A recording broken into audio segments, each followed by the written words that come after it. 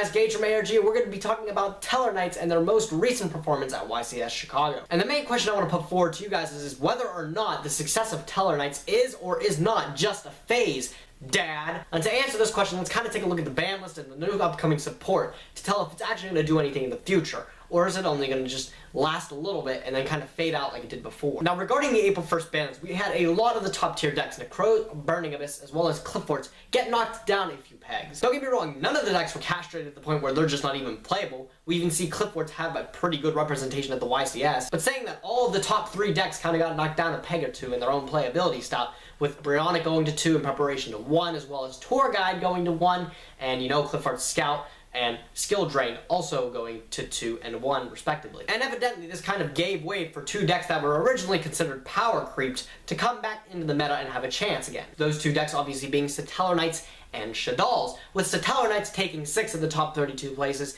as well as Shaddolls taking 3. But something interesting about these 2 decks that may actually give them a chance to stay competitive is the fact that they have not gotten the Star Seraph support, which is support that greatly benefits both of the decks, particularly Satellarknights. So my question is, what exactly made these 2 decks good enough to come back when they did absolutely nothing when Necros dropped last format? Because at the point this YCS was played, there was no support for either of the 2 decks that kind of went in to give them an upper hand, really. The decks both played still the exact same that they did before, but they had a larger representation and a much better showing at the YCS than the past format. And I guess we can conclude that just the ban list itself was able to have these 2 decks come back into the game, having the top 3 decks being lowered a little bit to have these 2 decks that were originally still considered very good to be able to compete again. And saying that, their very impressive showing at the YCS this weekend is only gonna get a lot greater because they're getting Star Seraphs in about a week. And Star Seraphs greatly enhance both of the strategies in their own respective ways. Shaddolls being able to draw a whole bunch of cards and have more lights to work with, and Satellarknights being able to make more rank 4s a lot easier. And especially in the case of Satellarknights, with obviously Shaddolls coming back a little bit with their newfound Star Seraph support, as well as their really decent showing at the YCS,